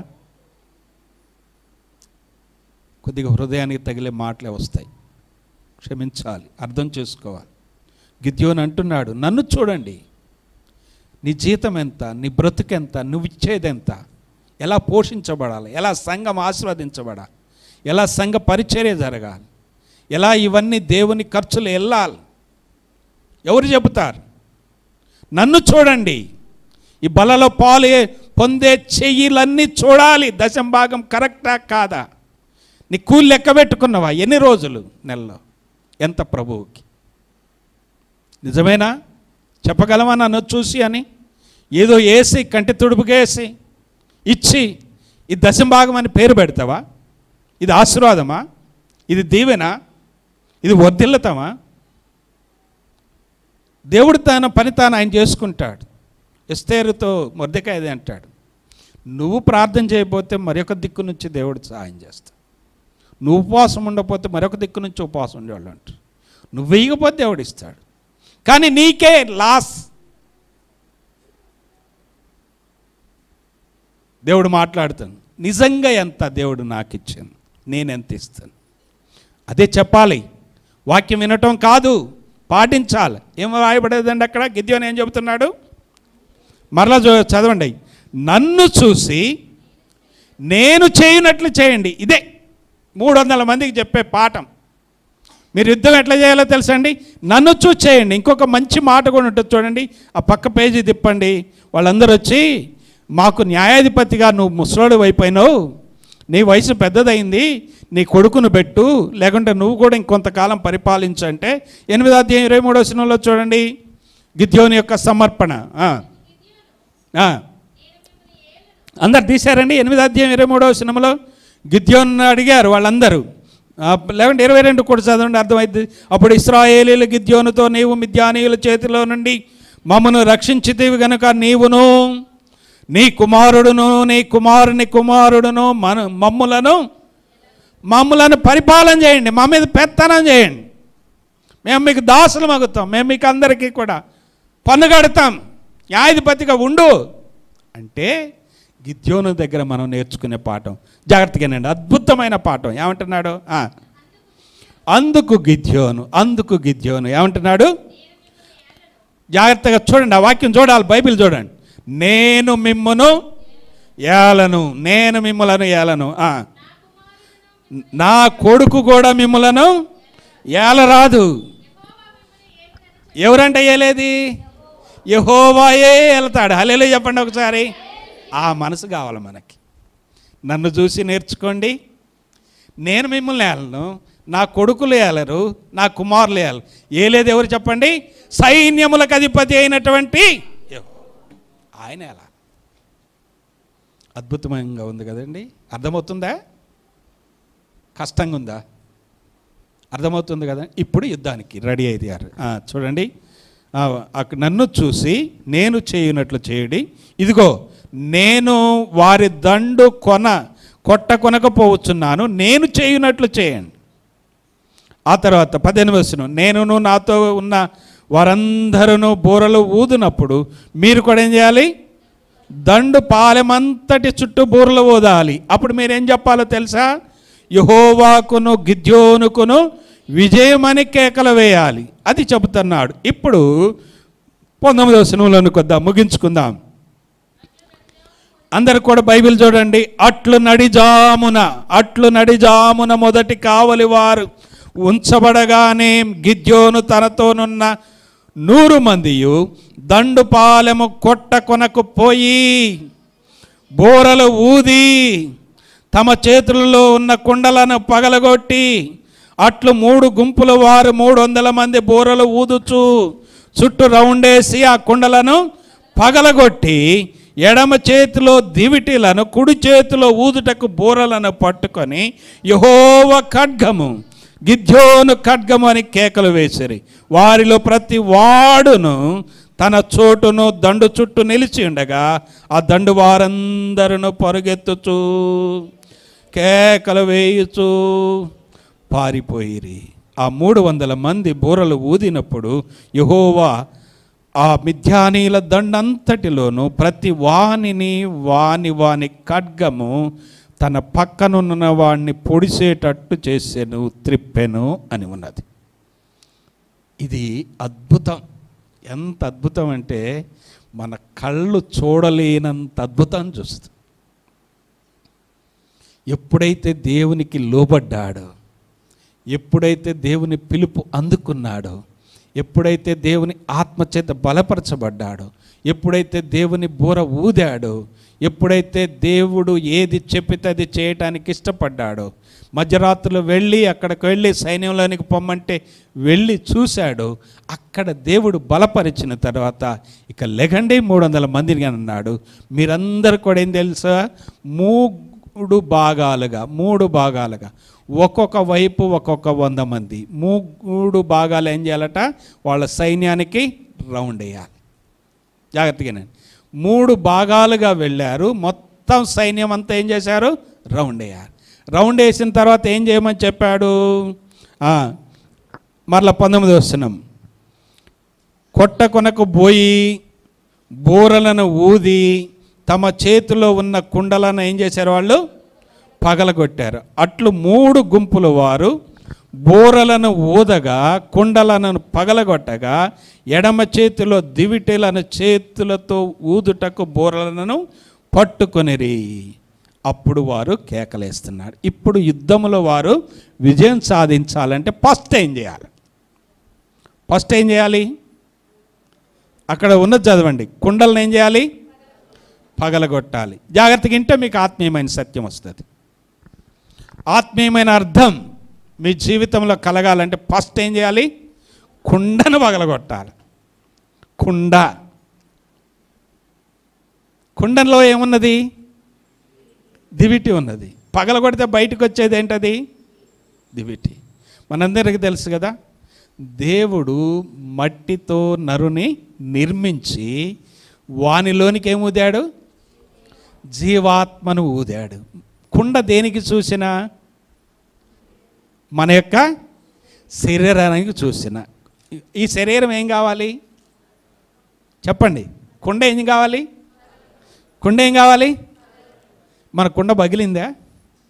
ఇంకా చేదు నీళ్ళు, మురికి నీళ్ళు, కుడితి నీళ్ళు ఉన్నాయి ఆ కుండలో. అనగా పాపం ఉన్నదా? కుండ పగిలి. నిద్రపోవద్దు. ఎవరు కూడా నిద్రపోవద్దు. నిద్రపోవద్దు, మళ్ళీ చెబుతున్నా, నిద్రపోమాకండి. కుండ ఏం కావాలి? పగలాలి. కుండలో నుంచి ఏం రావాలి? దివిటి రావాలి. సామెతల గ్రంథములో 22:17లోనూ చూద్దాం, చూడండి. నేను రాసుకోలేదు కానీ మీకు జ్ఞాపకం చేస్తాను.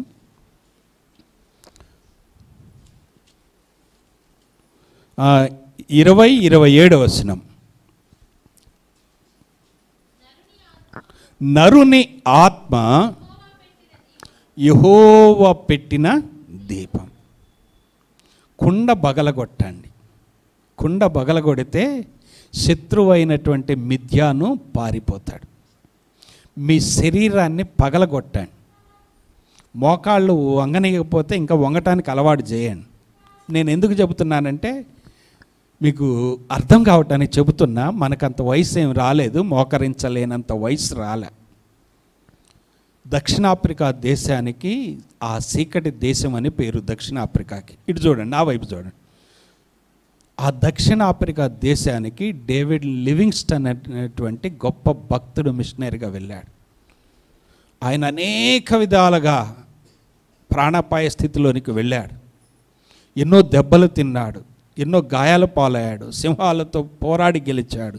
తన కన్ను పోయింది, కాళ్ళు పోయినాయి, చాలా అవయవాలను కోల్పోయాడు. వృద్ధాప్యం, చివరి దశకొచ్చాడు. చివరి దశలో కూడా సేవ చేయటానికి హల్లెలూయా చెప్పండి ఒకసారి. ఇప్పుడు నిద్రపోయాడు చెప్పండి. Praise the lord.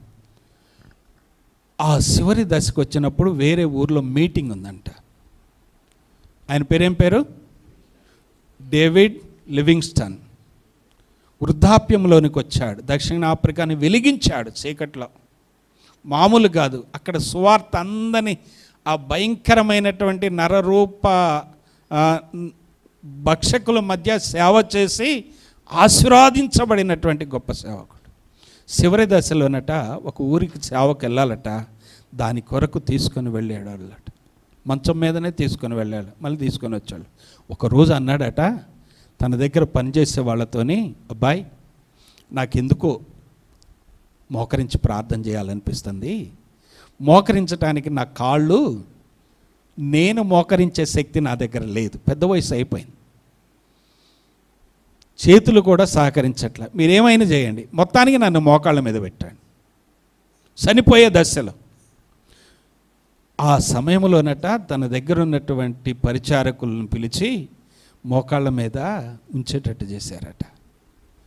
అప్పుడు మోకరించితేనంట తర్వాత కొన్ని గంటల తర్వాత వచ్చి లేపితే లేడట, ప్రభు దగ్గరికి వెళ్ళాడట. హల్లెలూయా. మోకాళ్ళు చాలా అవసరం. ఆరాధన చేస్తే మోకాళ్ళ మీదకి రావాలి, ఆరాధనప్పుడైనా మోకాళ్ళ మీదకి రావాలి. అంత బలహీనలం ఏం కాలే. డాక్టర్లు అంత డేంజర్ అని ఏం చెప్పలే. మీరు మోకరిస్తే నరుకుతామని ఏ డాక్టర్ చెప్పలే. అయినా కూడా మోకరించాలి. నేను చెప్పే మీకు కొంతమందికి ఇబ్బందిగానే ఉంటుంది. ఎందుకు చెబుతున్నాను? కనీసం ఆరాధనప్పుడైనా మోకరించాలి. ఆరాధన నీ హృదయాన్ని అర్పించాలి, బలి అర్పించాలి. సజీవ యాగంగా అంటే అదే, దేవునికి సమర్పించుకోవాలి. ప్రార్థన, ఆరాధన మోకాళ్ళ మీదకి రావాలి. మరీ ప్రమాదం అయితే వంగమాకండి, అలవాటు చేయండి. చచ్చిపోయే మనిషి కూడా డేవిడ్ లివింగ్స్టన్ ఏం చేశాడో తెలుసండి? ఆఖరి క్షణంలో కూడా మోకాళ్ళ మీదకి వచ్చాడు. ఎంతోమంది భక్తులు వాళ్ళ గదిలోనికి వెళితేనట గుంటలు ఉంటాయన్న మోకాళ్ళకు, మిషనరీలు మోకరించిన కాడ గుంటలు పడేది, చాపలు అరిగిపోతాయి, నాపరాళ్ళు అరిగిపోతాయి, చెక్క కొయ్యలు అరిగిపోతాయి. వాళ్ళు ఉజ్జీవకర్తలు, వాళ్ళు ప్రపంచాన్ని వెలిగించినటువంటి వాళ్ళు. నరుని ఆత్మ యెహోవా పెట్టినటువంటి దీపం బయటికి రావాలి కుండలో నుంచి. కుండ పగలాలి, శరీరం పగలాలి, శరీరం వంగాలి, శరీరానికి తగ్గియాలి. జ్ఞాపకం చేసుకోనండి. వాళ్ళు ఏం చేశారట చూడండి. కుండలు, ఇప్పుడు రండి 20వ వచనంలో.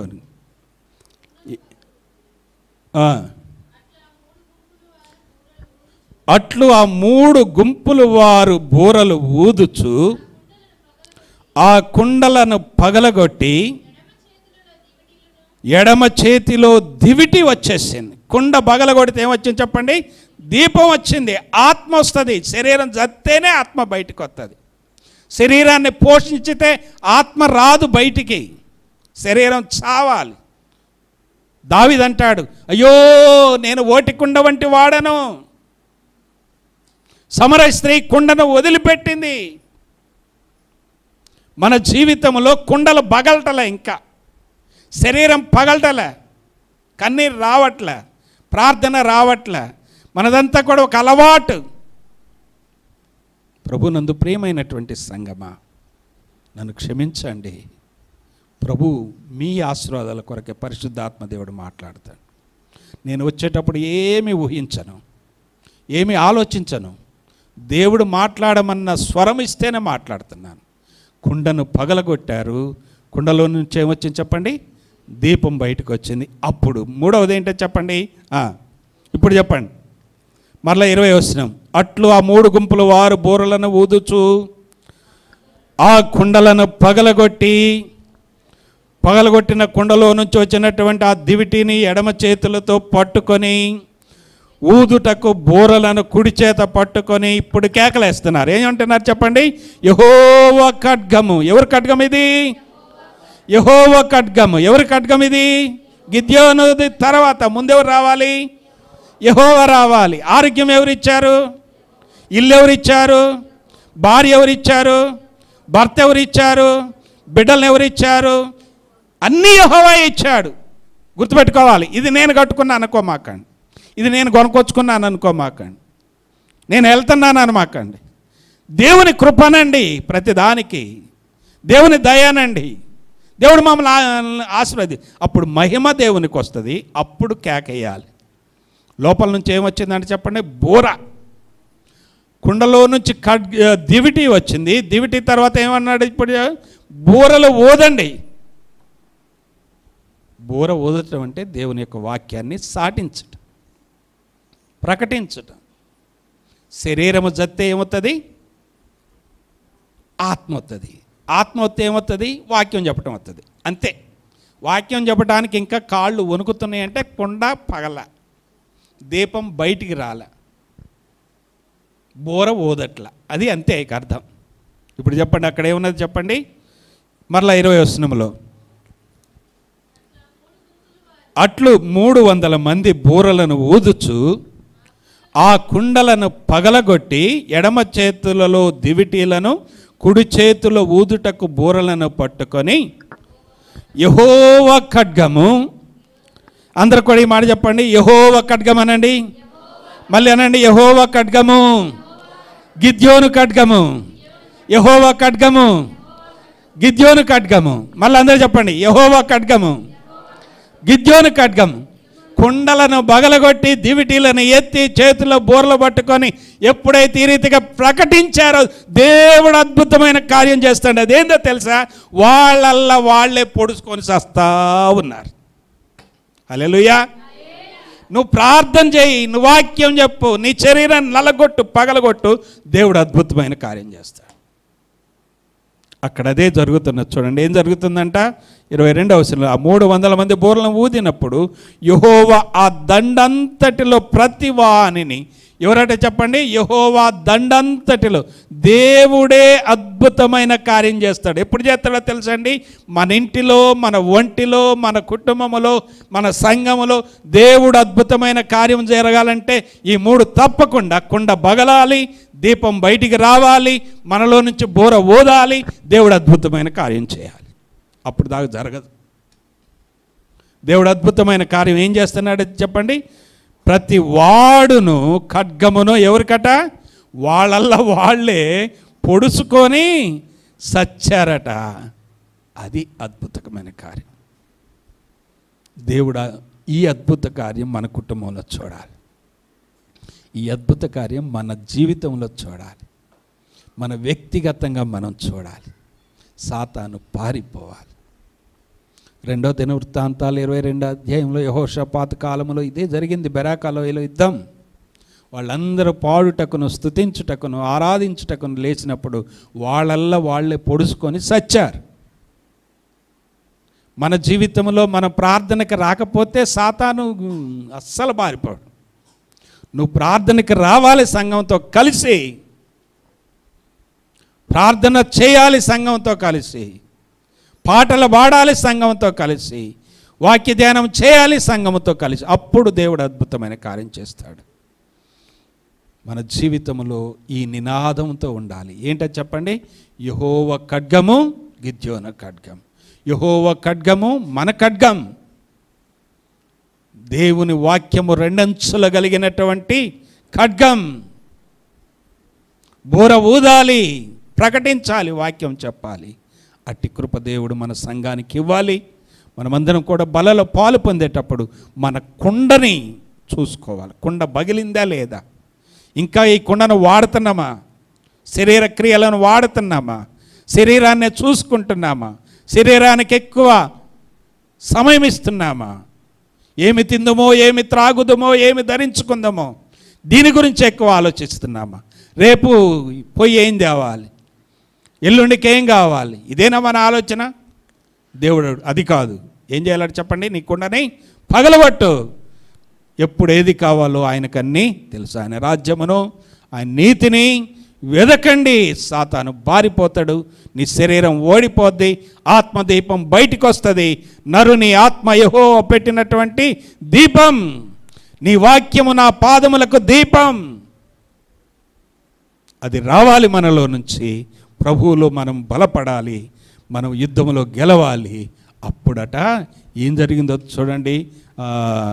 దేవుని యొక్క వాక్యంలో 8వ అధ్యాయంలో మనం చూస్తే చివరిలో మిద్యానీయులను 28వ వచనం చూడండి.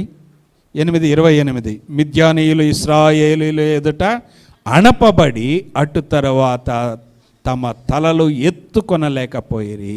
గిద్యోను దినములలో దేశము 40 సంవత్సరములు ఎలా ఉన్నదంట? నిమ్మళంగా ఉన్నదట. మన జీవితం నిమ్మళంగా ఉండాలంటే మన కుండ పగలాలి. అదొక్కటే సూత్రం. శరీరం చావాలి, శరీరాన్ని ప్రేమించటం వదిలిపెట్టాలి, శరీరం కొరకు మనం శ్రమ పడటం వదిలిపెట్టాలి, ప్రభు కొరకు బోరలు ఊదటం నేర్చుకోవాలి. ప్రభు బలలో పాలు పొందుదాం. మనం బలలో పాలు పొందేటప్పుడు మరలా చెబుతున్నాను, యెహోవా ఖడ్గం అని మనం నినాదముతో ప్రభు బలలో పాలు పొందుదాం. అట్టి కృప దేవుడు మనందరికీ దయచేయునుగాక. అందరు కూడా మోకరించండి, ఒక్కసారి పరీక్షించుకుందాం. మన కుండ పగిలిందా లేదా, దీపం బయటికి వచ్చిందా లేదా, దేవుని బోర ఊదుతున్నామా లేదా, శత్రువు పారిపోతున్నాడా లేక మనపై యుద్ధం చేస్తుండా, ఒకసారి గమనించుకుందాం. ప్రార్థన చేసుకుందాం. ప్రేమగల మా తండ్రి, పరిశుద్ధుడు అయిన దేవ, నీ పాదాల కొందనములు స్తోత్రాలు చెల్లిస్తున్నాం. గడిచిన మూడు వారాలలో ప్రభువా, గిద్యోనుని గురించి ధ్యానము చేయటానికి మీరు ఇచ్చిన కృపను బట్టి వందనాలు. నేటి దినమునైనా యెహోవా ఖడ్గము, గిద్యోను ఖడ్గం అనేటువంటి ఆ గొప్ప నినాదముతో మేమందరము లోకములోనికి వెళ్ళటానికి నీ కృప దయచేయండి. మా కుండను పగలగొట్టినటువంటి వారమై, మాలో ఉన్న ఆత్మదీపం బయటికి వచ్చినటువంటి వారమై, మీ సువార్త ప్రకటించే వారముగా, ప్రార్థించే వారముగా, సహవాసము కలిగిన వారముగా, ప్రతి ప్రార్థన కూడికలో పాలు పొందే వారముగా మమ్మల్ని అందరినీ సిద్ధము చేయమని, ఆ రీతిగా సిద్ధపడిన మేము మీ బలలో పాలు పొందుటకు నీ కృప దయచేయమని యేసు ప్రభు నామములో ప్రార్థన చేస్తున్నాము తండ్రి. ఆమేన్.